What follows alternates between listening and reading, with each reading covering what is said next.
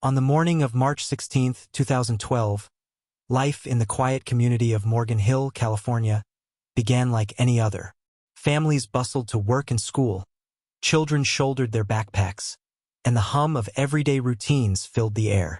But for 15-year-old Sierra Lamar, that morning would mark the start of a mystery that shook her family, friends, and community to the core. Before we continue, welcome to Crime Uncovered, where every case has a story, and the truth is often stranger and darker than fiction. If you haven't subscribed yet, please hit that button to stay updated on the latest true crime cases we uncover. And to our returning subscribers, thank you for your continued support. Don't forget to like this video so it reaches more people who care about the truth behind the headlines. I would love to know where you are watching from. Please drop your country in the comments below. Let's know how these stories travel. So back to the case. Sierra was a vibrant, outgoing teenager, the kind of girl who lit up any room she walked into. She was known for her radiant smile, her quick wit, and her love for fashion and music. Recently, Sierra had been adjusting to a new routine. Her parents had separated, and she had moved with her mother, Marlene Lamar, to Morgan Hill, leaving behind her friends and familiar neighborhood in Fremont. Though change hadn't been easy, Sierra was resilient. She kept in close touch with her old friends and poured herself into her new life, finding joy in small things like chatting with her friends online, listening to music, and planning her outfits for school. That Friday morning seemed completely ordinary. Sierra woke up, got ready for school at and Sobrato High School, and picked out her clothes for the day. A pair of jeans, a purple top, and a black hoodie. She slipped on her pink Juicy Couture purse, grabbed her iPhone, and headed out the door just before 7 a.m. Normally, Sierra would catch the school bus at a stop not far from her home. But on this morning, she never made it there. When the school day came and went without any sign of her, concern began to spread. At first, it was subtle. Friends texting her, wondering why she hadn't shown up. Teachers noticed her absence but assumed she might be sick or running late. But as hours passed with no word, unease grew into fear.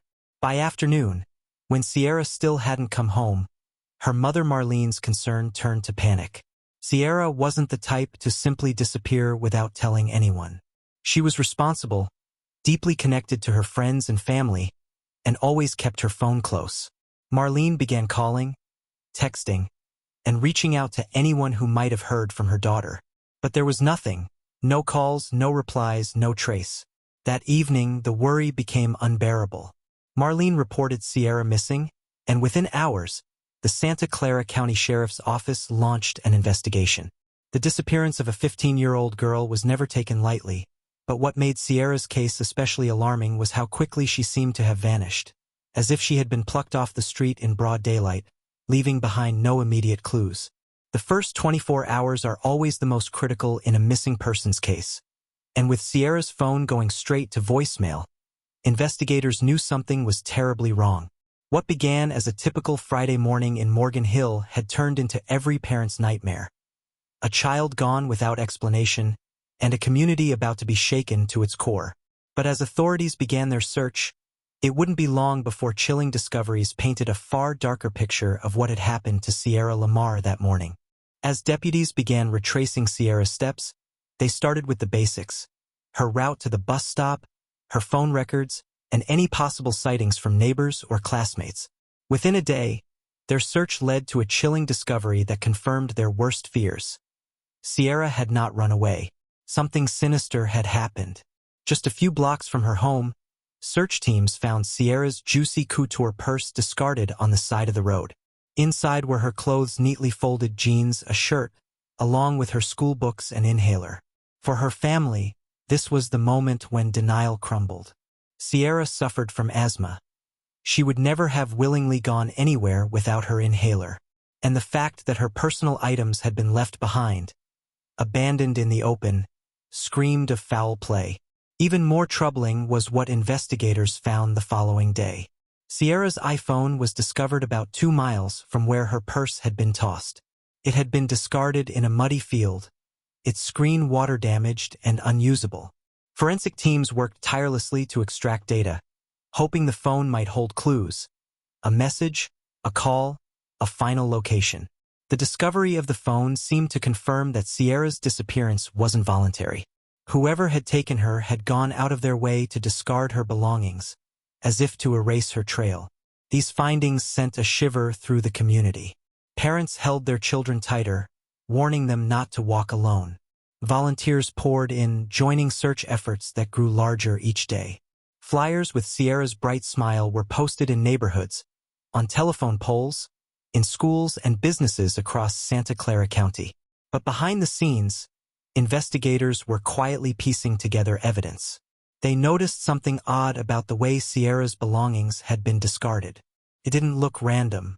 The purse, the clothes, the phone, each item seemed deliberately left, almost staged. It was as if someone wanted them to be found, but not Sierra herself. For Sierra's family, the waiting was unbearable. Every ring of the phone, every knock at the door, brought a rush of hope that quickly dissolved into dread. But while the search on the ground intensified, law enforcement was already zeroing in on their first major lead. A lead that would come not from a witness, but from a single strand of DNA. While volunteers combed through fields, creeks, and rural backroads, investigators turned their focus to the physical evidence. The items found, Sierra's purse, clothing, and phone, were sent to the crime lab for testing. And it was there that the first real breakthrough emerged. On Sierra's clothing and her purse, forensic scientists discovered traces of male DNA. This wasn't just random contamination, it was clear and usable, strong enough to run through CODIS, the national DNA database. When the results came back, detectives were stunned. The DNA belonged to a man who was already on law enforcement's radar. Antolin Garcia-Torres, a 21-year-old from Morgan Hill with a troubling past. Garcia-Torres wasn't a stranger to police. Years earlier, he had been investigated for a string of attempted kidnappings involving teenage girls in the same county. Though those cases had gone cold, the DNA collected during those investigations had remained in the system, and now it was a direct match to what was found on Sierra's belongings. For detectives, this was the turning point. Garcia-Torres wasn't just a name on paper. He was a young man with a violent history who lived only 7 miles away from Sierra's home. Suddenly, the nightmare of a random abduction seemed all too real. But investigators knew they had to tread carefully. Without Sierra's body, without eyewitnesses, their case rested heavily on forensic science. They began watching Garcia-Torres closely, following his movements, collecting discarded items, and quietly building a case. Surveillance units noted his behavior, while lab technicians continued combing through evidence, hoping to strengthen the DNA connection. Meanwhile, Sierra's family learned about the development. It was both a relief and a heartbreak. Relief that police had a suspect, but heartbreak that this revelation confirmed Sierra had likely crossed paths with a dangerous predator. For Marlene Lamar, the weight of knowing her daughter's disappearance was not random but deliberate was crushing. As investigators dug deeper, more disturbing details surfaced. Garcia-Torres had no alibi for the morning Sierra vanished. Even more damning, when police examined his red Volkswagen Jetta, forensic teams found Sierra's DNA inside the car. This discovery all but confirmed their suspicions. Sierra had been in that vehicle. The walls were closing in on Garcia-Torres, and investigators knew it was only a matter of time before they would have to make their move. But they also knew one haunting truth. Despite the evidence pointing squarely to him, Sierra herself was still missing. By late May 2012, investigators had enough to take the next step. The evidence was mounting, and the DNA findings were irrefutable. Still, law enforcement understood the sensitivity of the case. Without Sierra's body, they needed their timing to be exact. A premature arrest could risk weakening the prosecution's position. On May 21, 2012, 2 months after Sierra disappeared, police moved in. They arrested Antolin Garcia-Torres in a Safeway supermarket parking lot in Morgan Hill, where he worked as a stock clerk. The arrest was swift and deliberate, catching him by surprise as shoppers and co-workers looked on in disbelief. News of the arrest spread quickly, bringing a mixture of relief and dread to the community. Relief that a suspect was in custody, but dread at the unspoken reality. Sierra still had not been found. For her family, The arrest brought no comfort, just another wave of uncertainty. Detectives immediately began questioning Garcia Torres. Calm and emotionless, he denied any involvement in Sierra's disappearance. He showed little reaction when confronted with the DNA evidence, and he offered no explanation for why her DNA was found in his car. His silence left investigators deeply unsettled.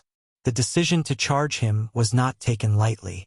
Prosecutors weighed the evidence: DNA on Sierra's clothing, DNA inside his red Jetta, and his history of attempted kidnappings. Though there was no body, the case was compelling enough. Garcia Torres was charged with murder and kidnapping, and prosecutors announced they would pursue the death penalty. Outside the courtroom, Marlene Lamar and her family faced the painful reality of attending hearings without Sierra by their side. They clung to the hope that, at some point, Garcia Torres might reveal what happened to her. But he remained unmoved, showing no sign of remorse or cooperation. For the investigators, the arrest marked progress, but it also signaled a long and difficult road ahead. They had a suspect in custody, but without Sierra, they knew the trial would hinge on forensic evidence and circumstantial proof. Every step forward seemed to bring both answers and new, agonizing questions.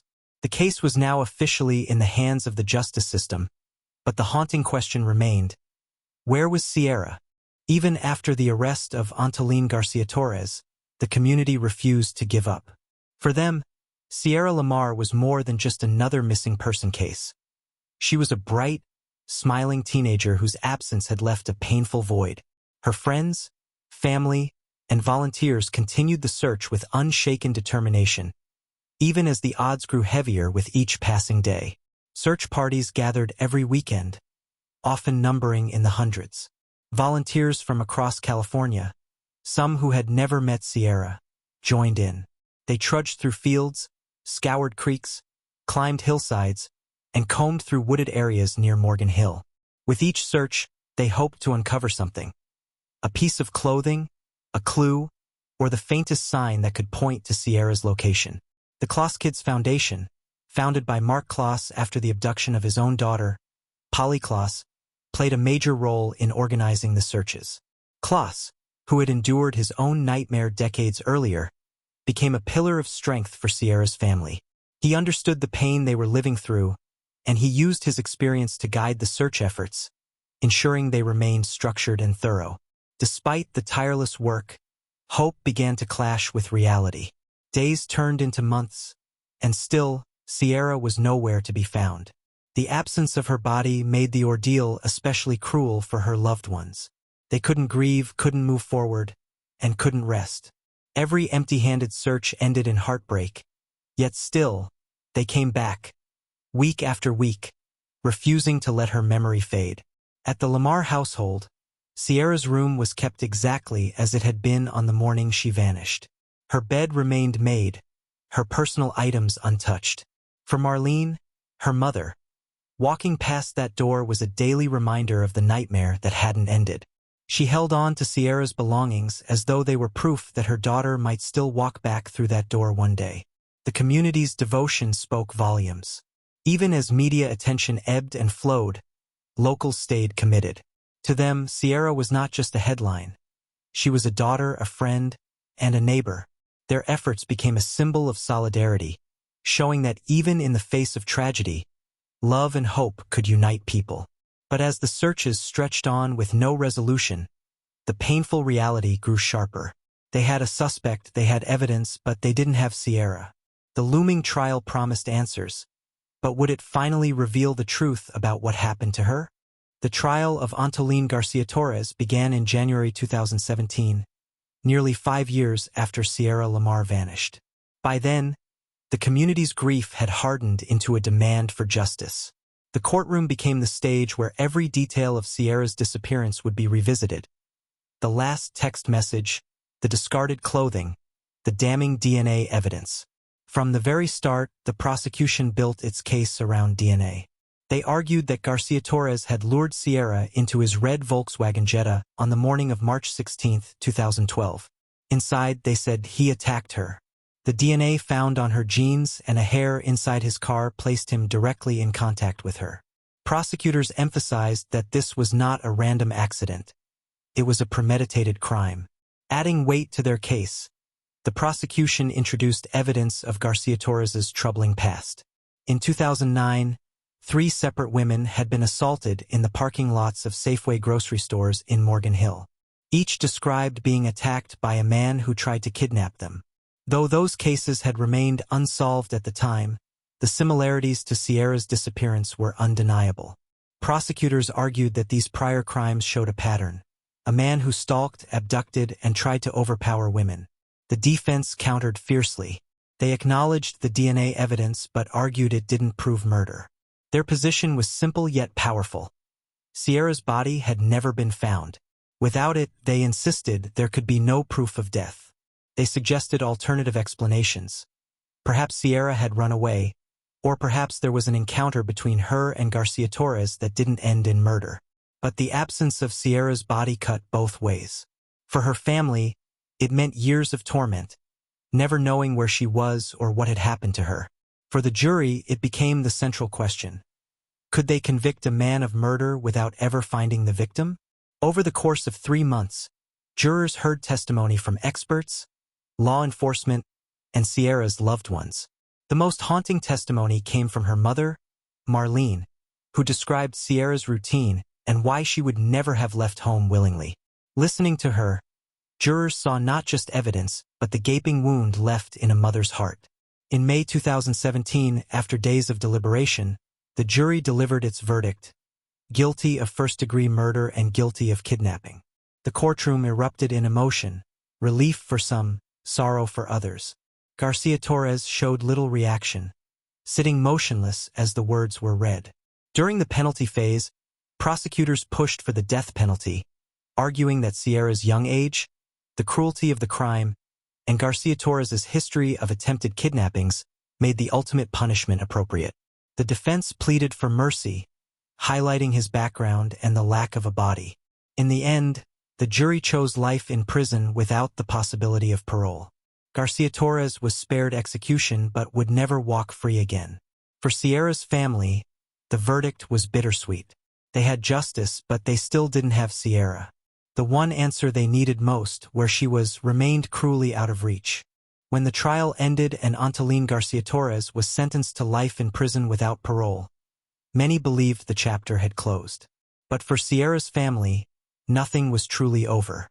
Justice had been served in the courtroom, yet the silence of not knowing what happened to her weighed heavier than any verdict.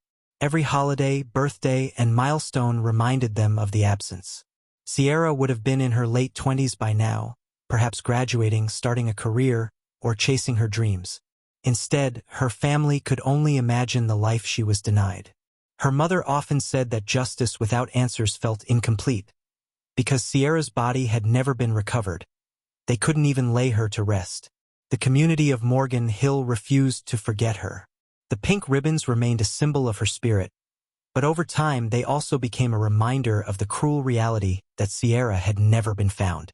Annual vigils continued, candles lit in her memory, and prayers repeated year after year. Her story remained etched into the community's identity, a scar that time couldn't erase. Law enforcement still received tips long after the trial. Some callers claimed to have seen Sierra alive in distant states. Others suggested locations where her body might be hidden. Investigators followed up, but none led to answers. Each false lead reopened wounds for the Lamar family, raising hopes only to crush them again. The most haunting part was that Garcia Torres never revealed the truth. He has never confessed, never explained what happened on that March morning. Whether out of pride, cruelty, or fear, his silence continues to torment Sierra's loved ones. In prison, he remains locked away, but with him also lies the secret Sierra's family longs to uncover. Over the years, Sierra's case has become a painful reminder of how a family can win justice in court, but still live in limbo. They know who took her life, but not where she is. That gap leaves her story open-ended, forcing her loved ones to live each day with questions they may never have answered. And so, while the world has moved on to new headlines, Sierra's family still waits. They wait for the day someone finds her. They wait for the day Garcia Torres speaks. They wait for the day when justice feels complete, not just in law but in truth. Thank you for watching. Every victim deserves their story told. If you found this story shocking and heartbreaking, subscribe to Crime Uncovered and help keep their memory alive. What do you think about this case? Leave your thoughts in the comments. Until next time, keep questioning everything.